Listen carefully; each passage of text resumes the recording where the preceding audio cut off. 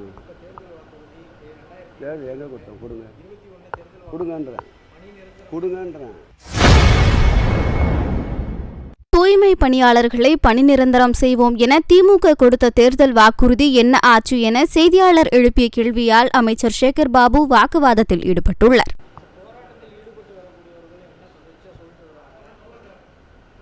என்ன சொல்கிறாங்க?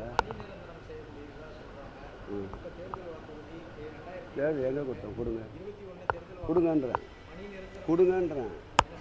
எங்கே கொடுங்க?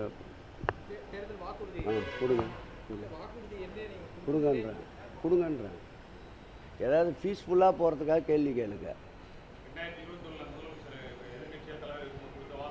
வாக்குறுதி கொடுக்கல. நீங்கள் எந்த ப்ரெஸ்ஸு?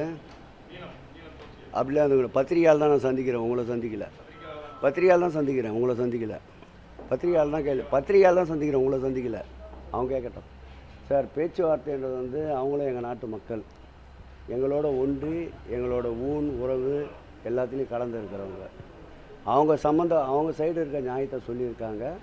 அரசு தரப்பில் என்ன பண்ண முடியுறதை சொல்லியிருக்கோம். 2 பேரும் கலந்து பேசியிருக்கோம். நாளை காலை மறுபடியும் சந்திக்கிறதா 2 பேரும் பேசி சுமூகமாக கலந்துருக்கோம்.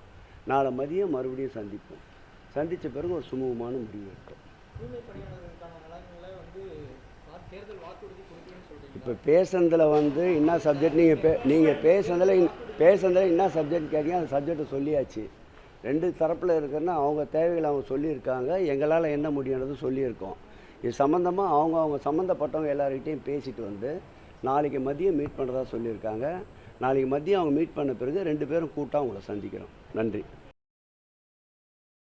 செய்திகளை உள்ளது உள்ளபடி தெரிந்து கொள்ள ரெஃப்ளெக்ட் நியூஸை சப்ஸ்கிரைப் பண்ணுங்க.